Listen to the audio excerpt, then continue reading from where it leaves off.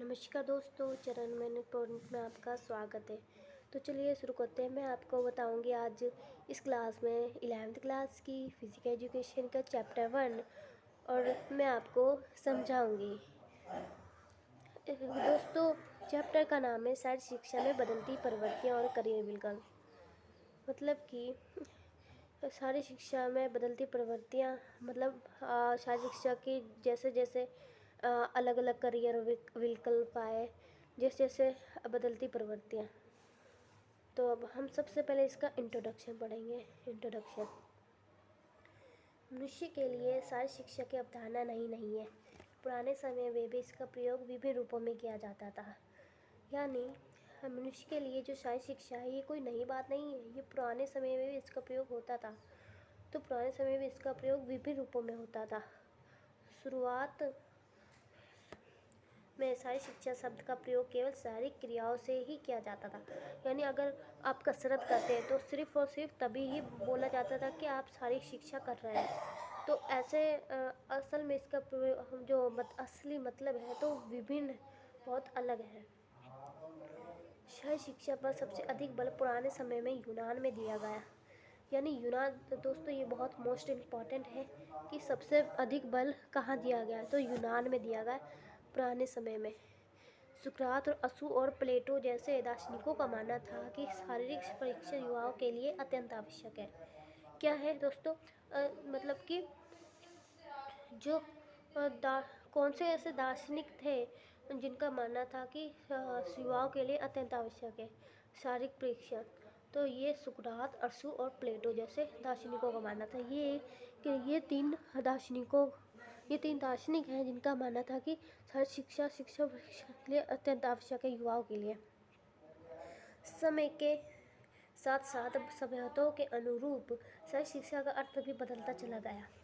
यानी जब समय बदलता गया, धीरे धीरे समय सेंचुरी आगे बढ़ती गई, तब सभ्यता यानी राजाओं के साथ साथ राजा जैसे जैसे बदलते थे, एक राजा गया फिर दूसरा फिर तीसरा, वैसे वैसे सभ्यताओं के अनुरूप शारीरिक शिक्षा का अर्थ भी बदलता चला गया। अलग अलग व्यक्तियों के लिए शारीरिक शिक्षा का अर्थ भी भिन्न भिन्न था।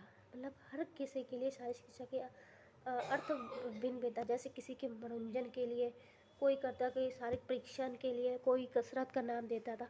तो इनका सबका विभिन्न विभिन्न अर्थ था।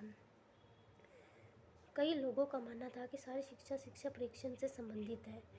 तो किसी ने इसे खेल की संज्ञा दी और किसी ने इसे मनोरंजन की संज्ञा दी। कोई कहता था कि शारीरिक शिक्षा की खेल है, खेल की तरह है, और कोई इसे मनोरंजन का साधन मानता था।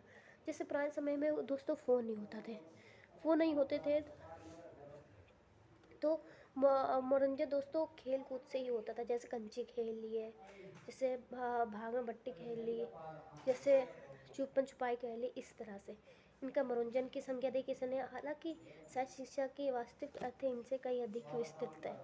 यानी इनका असली वास्तविक अर्थ है जो इससे काफ़ी ज़्यादा भिन्न है। दोस्तों ये इंट्रोडक्शन हो गया, एक बार समझ लेते हैं। मैं देखती हूँ कि आपने मेरी बात कितनी ध्यान से पढ़ी। इंट्रोडक्शन। शारीरिक शिक्षा पर सबसे अधिक बल पुराने समय में कहाँ दिया गया दोस्तों, याद है आपको? अगर आप इसका जवाब यूनान देते हैं तो आप बिल्कुल सही हैं, यूनान में दिया गया। डैश डैश और डैश जैसे दार्शनिकों का मानना था कि शारीरिक परीक्षण युवाओं के लिए अत्यंत आवश्यक है। किसका मानना था दोस्तों? फर्स्ट था सुकरात और सतु और दोस्तों प्लेटो। अगर आपका आंसर ये तीनों है तो आप एकदम करेक्ट हो। दोस्तों अब पढ़ेंगे हम शारीरिक शिक्षा की अवधारणा, कॉन्सेप्ट ऑफ फिजिकल एजुकेशन। मनुष्य के लिए शारीरिक शिक्षा की अवधारणा कोई नई बात नहीं है।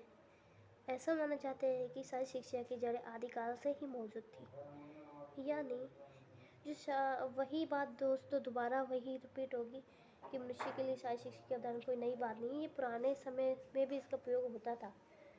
ऐसा माना जाता है कि शारीरिक शिक्षा की जड़ें आदिकाल में ही मौजूद थी। यानी इसे हम इस तरीके से समझेंगे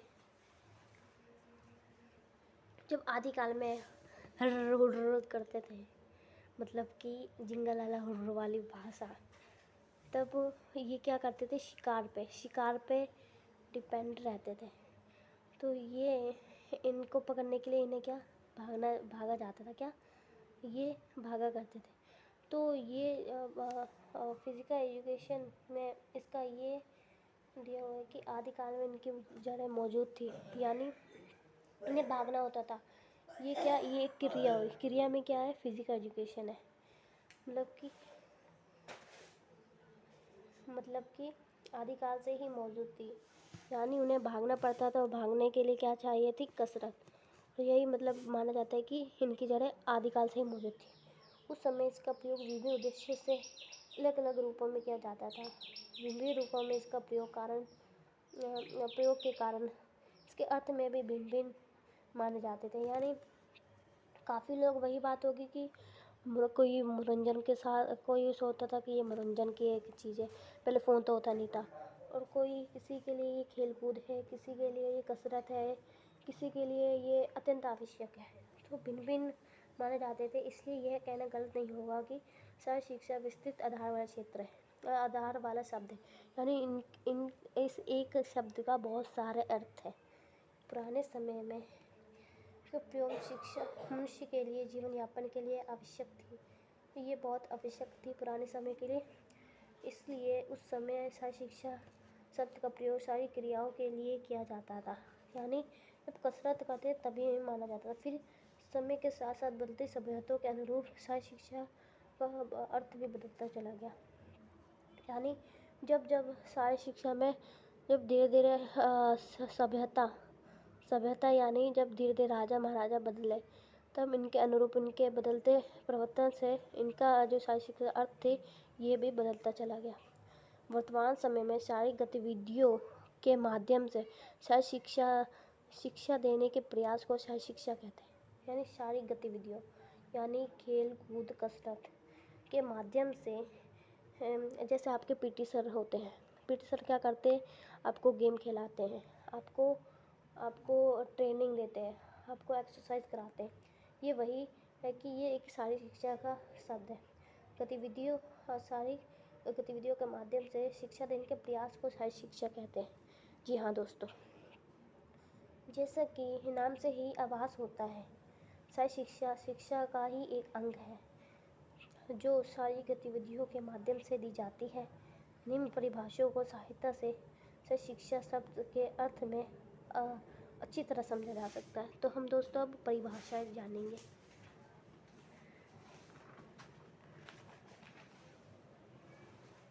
सारी शिक्षा की परिभाषाएं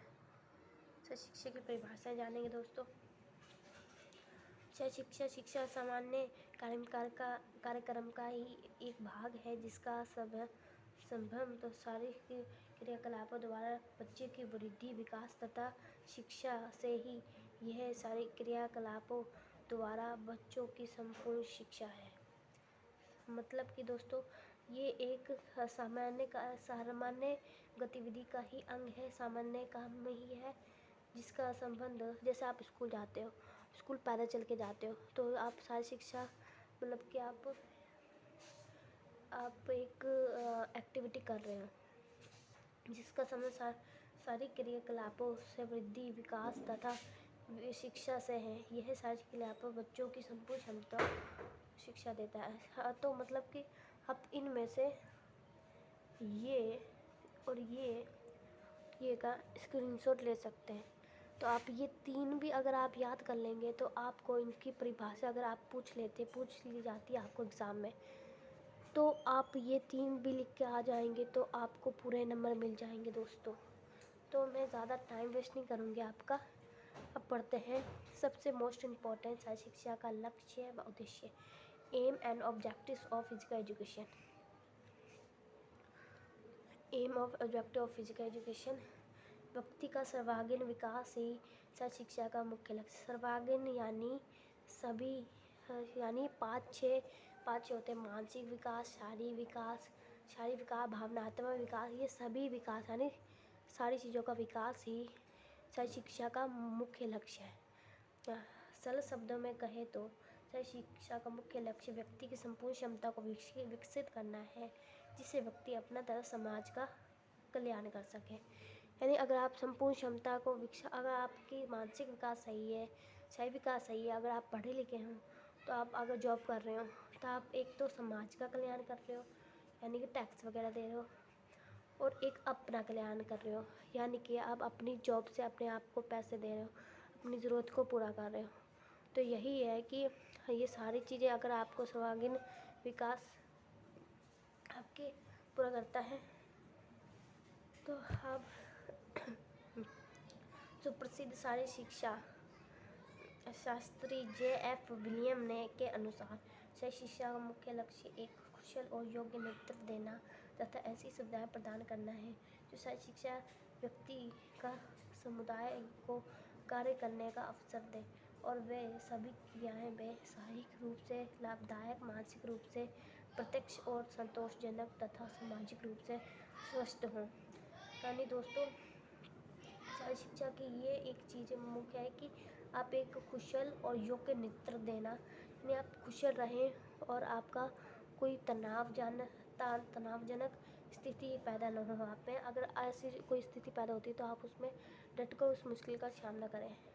तो ये शारीरिक शिक्षा का मुख्य लक्ष्य है और प्रत्येक बालक को शारीरिक तथा मानसिक तथा भावनात्मक रूप से संतुलन बनाना और उसमें व्यक्तिगत व सामाजिक गुणों का विकास करना होना चाहिए, मतलब करना आना चाहिए। जो अगर बच्चे में प्रेशर है पढ़ाई ज़्यादा करने का, तो उन्हें तो बैलेंस करना आना चाहिए, ज़्यादा तनाव नहीं लेना चाहिए। तो दोस्तों, आपको मैं बताना चाहती हूँ कि यह मेरी पहली वीडियो है, तो इसमें मैं काफ़ी घबरा रही हूँ, अटक रही हूँ, तो मुझे माफ़ कीजिएगा दोस्तों, और लाइक सब्सक्राइब करना बिल्कुल मत भूलिएगा। आप मुझे सपोर्ट कीजिएगा दोस्तों। हालांकि शारीरिक शिक्षा के क्षेत्र से जुड़े विभिन्न विद्वानों के अपने अपने मतानुसार शारीरिक शिक्षा के कई उद्देश्य हैं, परंतु यही उन द्वारा सुझाए गए विभिन्न उद्देश्यों को जोड़ा जाए। शारीरिक शिक्षा का मूल्य निम्नलिखित है, यानी दोस्तों अपने मतानुसार शारीरिक शिक्षा का उद्देश्य बताएं, मतलब कि आप अपने अनुसार बताएं कि शारीरिक शिक्षा कितनी इम्पोर्टेंट है। तो सबसे पहले दोस्तों, अब मैं कर लूँगी ऑब्जेक्टिव ऑफ फिज़िकल एजुकेशन, शारीरिक शिक्षा का उद्देश्य। दोस्तों, ये 6 मेन पॉइंट्स हैं जो अगर आप ये याद करके आ जाएंगे, अगर आपको एग्ज़ाम में पूछ लिया जाता है कि शारीरिक शिक्षा के उद्देश्य बताओ, तो ये अगर आप की डेफिनेशन ना लिख कर ये 6 शब्द भी लिख लेते हैं तो आपको पूरे मार्क्स मिलेंगे दोस्तों। जी हाँ, शारीरिक शिक्षा इसके 6 उद्देश्य दोस्तों। फर्स्ट है शारीरिक विकास, फिजिकल डेवलपमेंट, यानी आपका मानसिक विकास, सामाजिक विकास, नाड़ी तथा मांसपेशियों संस्था में समन्वय, भावनात्मक विकास, स्वास्थ्य का विकास। यानी दोस्तों ये 6 चीज़ें शारीरिक शिक्षा का उद्देश्य है। फर्स्ट, शारीरिक शिक्षा फिजिकल डेवलपमेंट। शारीरिक शिक्षा विभिन्न रूपों से क्रिया से संबंधित है और हम शारीरिक शिक्षा और पाचन प्रणाली पर बहुत प्रभाव पड़ता है। यानी दोस्तों रक्त संचार, श्वसन संचार, न्यायलु प्रणाली, मांसपेशी संचार, और मतलब हम अगर शारीरिक शिक्षा करते हैं, अगर शारीरिक विकास अगर हम इन पे ध्यान देते हैं, फर्स्ट इनका पॉइंट है कि शारीरिक विकास। यानी दोस्तों अगर आप एक्सरसाइज करते तो आपका शारीरिक विकास होता है, तो इन सबका रक्त संचार अच्छा होता है, श्वसन संचार अच्छा होता है, न्यायलु प्रणाली आपकी अच्छी होती है। तो ये आप कुछ पॉइंट आपको याद करने हैं। और सेकंड चीज़ मानसिक विकास, मेंटल डेवलपमेंट। शारीरिक शिक्षा के कार्यक्रमों में कई ऐसी क्रियाएं भी होती हैं जो मस्तिष्क का जागरूक तथा एकरा बनाती है। आज शारीरिक शिक्षा अन्य विषयों की तरह ही एक विषय बन गया है, जिसमें खेलने के तरीके, नियम, वैज्ञानिक शिक्षा, संतुलित आहार, स्वच्छता और योग, व्यक्तिगत स्वास्थ्य इत्यादि सम्मिलित है।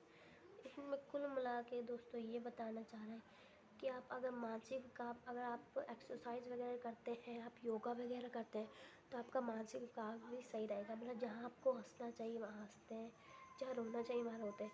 जैसे आप में कोई ऐसा भी होगा जहाँ हंसी नहीं आनी चाहिए, बहुत ही मुश्किल सिचुएशन है ऐसे, तो आपको हंसी आ जाती है। जैसे आपकी फ्रेंड गिर गई है, तो आपकी फ्रेंड गिर गई, आपको हंसना नहीं चाहिए पर आपको हंसी आ जाती है, तो ये मानसिक विकास में आपकी कमी है दोस्तों, इस वजह से होता है। और सामाजिक विकास, सोशल डेवलपमेंट, शारीरिक विकास शिक्षा का मुख्य नेतृत्व के गुणों के विकसित करनी है। शारीरिक क्रियाओं द्वारा खिलाड़ी परिस्थितियों के अनुसार संयोजन करते हैं।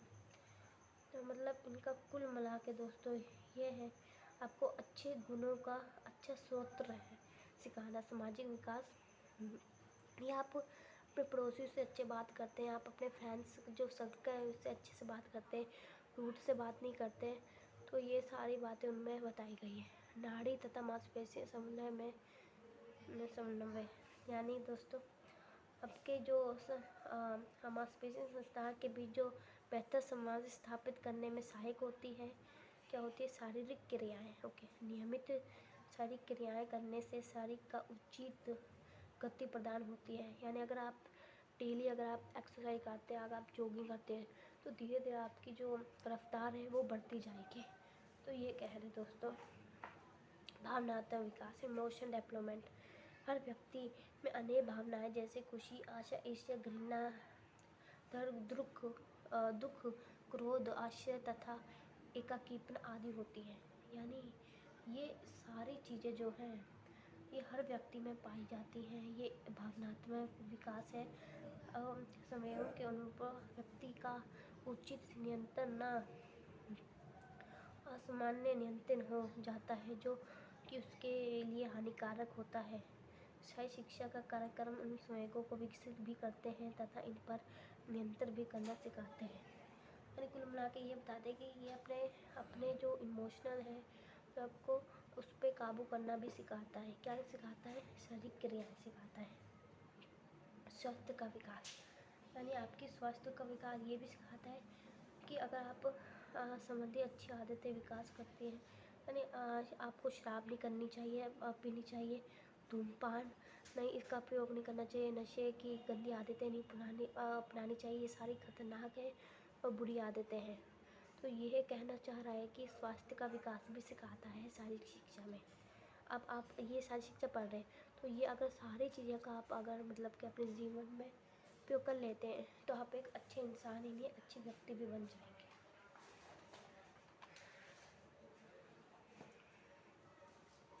तो दोस्तों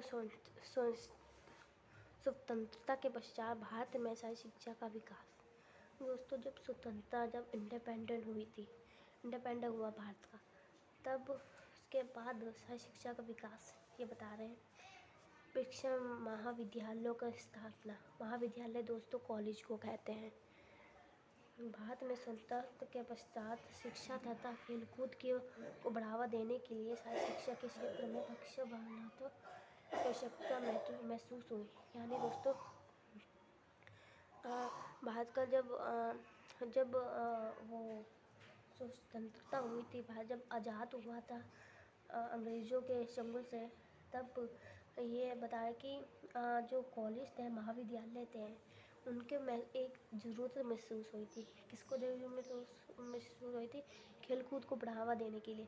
पहले कहते थे कि खेलकूद ऐसे मतलब बच्चे खेलते हैं, ऐसा नहीं है, पर ऐसा नहीं था। बड़ों में भी इसके लिए जागरूक तो होने लगी थी, इसे महसूस होने लगी थी। तो शिक्षा, इसकी स्थापना वर्ष 1957 में ग्वालियर में हुई। किसकी स्थापना हुई दोस्तों? इनमें रानी लक्ष्मीबाई शारीरिक शिक्षा महाविद्यालय प्रमुख है। ये सबसे पहला जो है वो रानी लक्ष्मीबाई का महाविद्यालय हुआ है। तो इसकी स्थापना हुई थी 1957 में ग्वालियर में हुई। दोस्तों ये गांव आपको याद रखना है, कई बार पूछा जाता है। बाद के वर्षों में कई अन्य सरकारी निजी शिक्षा विद्यालय में स्थापित किया गया। तो दोस्तों आप इसका स्क्रीनशॉट ले सकते हैं आप अगर इन सब का अगर आपको पढ़ना है विस्तार से तो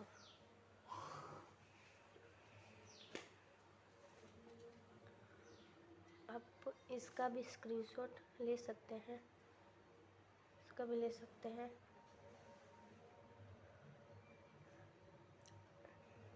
अंतर्राष्ट्रीय प्रतियोगिता कराना यानी ओलंपिक में जाना, कहाँ इंटरनेशनल यानी दूसरों देशों के अलग अलग खिलाड़ी मिलजुल कर एक देश के में जाते हैं और खेलते हैं।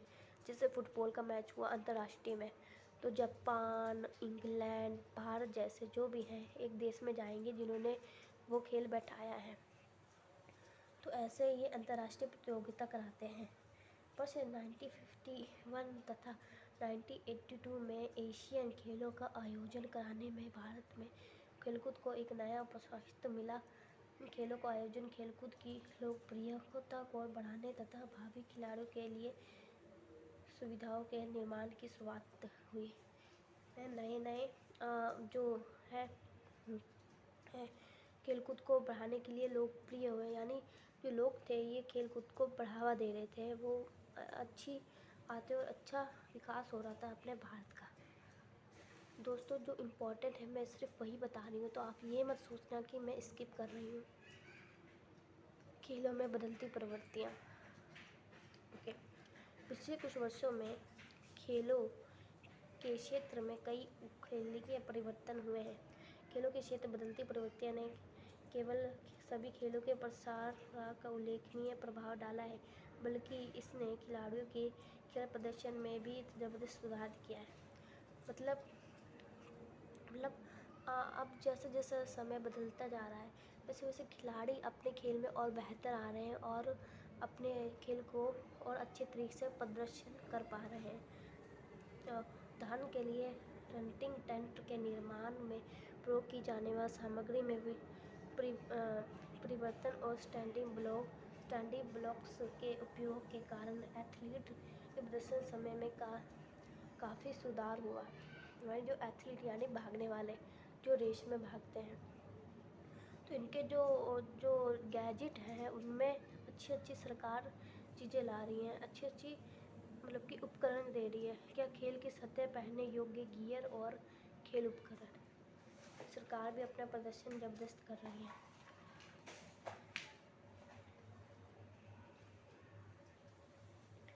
खेल कूद की सतह वह क्षेत्र होता है जिस पर कोई विशेष खेल खेला जाता है।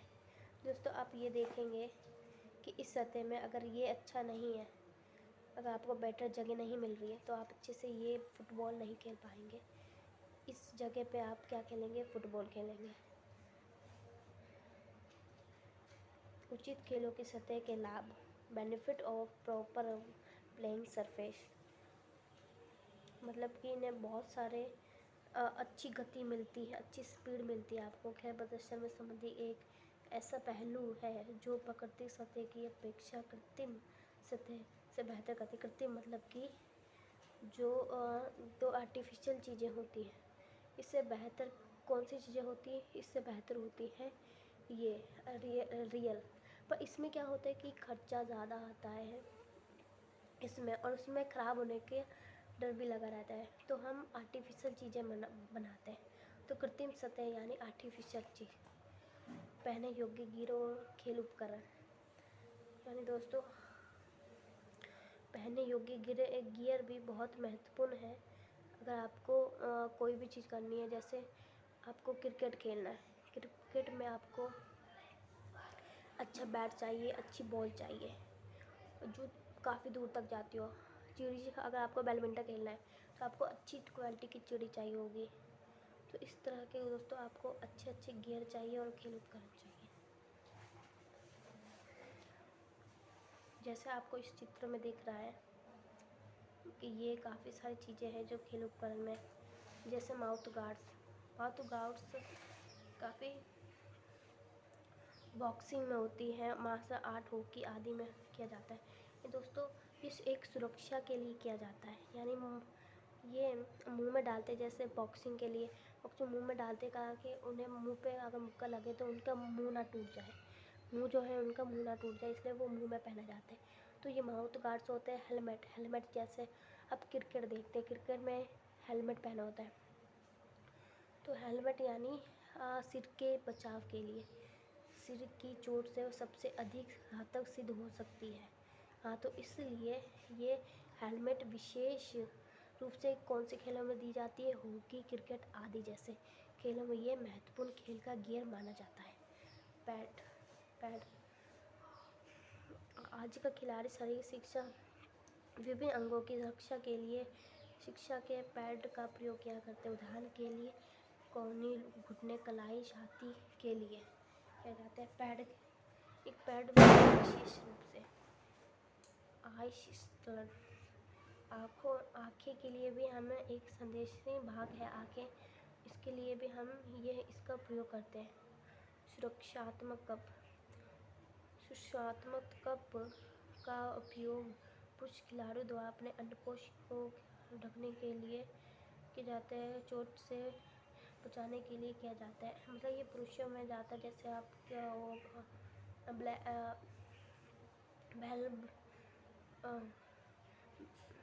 बैट बॉल खेलते हैं, तो बैट बॉल में आपको मतलब कि वो बॉल लग सकती है गलत जगह पर, तो इसलिए सुरक्षा कप का प्रयोग किया जाता है। कलाई कोहनी के लिए भी किया जाता है। जूते, अच्छी तरह के जूते भी आपको पहने जाते हैं। अगर आप एथलीट्स हैं तो आपको अच्छी तरीके के जूते भी पहनने होंगे।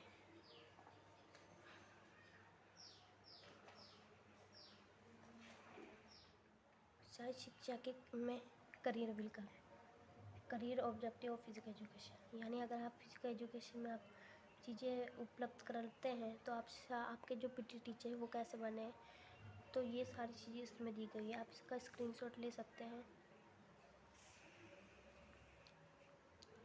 शहरी शिक्षा में डिप्लोमा, यह पाठ्यक्रम स्कूली के लिए प्रथम चरण अर्थात फर्स्ट से 8th तक के छात्रों की शहरी शिक्षा के लिए शुरू दिया जाता है। इसे कहते हैं इसमें शॉर्ट में कहते हैं DPED, यानी ये फर्स्ट से 8th तक के लिए डिप्लोमा ऑफ फिजिकल एजुकेशन, यानी फर्स्ट से 8th तक के बच्चों को पढ़ा सकते हैं अगर आप करते हैं तो। बैचलर ऑफ फिजिकल एजुकेशन, इसे शॉर्ट में कहते हैं BPED।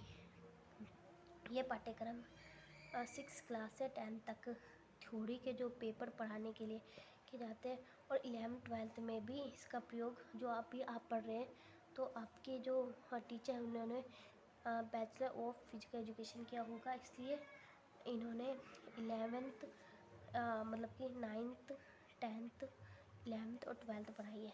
Master of physical education MPED, यानी अगर आप ये कर लेते हैं तो आपको यह सीनियर सेकेंडरी कक्षाओं यानी 11वीं 12वीं के साथ साथ कॉलेजों, यानी आप कॉलेज में भी विश्वविद्यालयों में सहायक प्रोफेसर बन सकते हैं। अधिकारों के रूप में कार्य करने के लिए शिक्षक को तैयार करता है।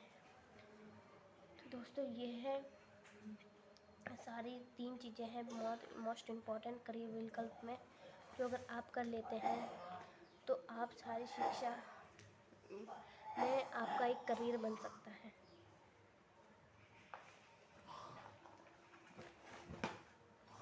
तो दोस्तों नमस्कार, जय हिंद। आज के लिए इतना ही, तो मिलते हैं नेक्स्ट वीडियो में। तब तक के लिए बाय, जय हिंद। लाइक करना बिल्कुल मत भूलिएगा।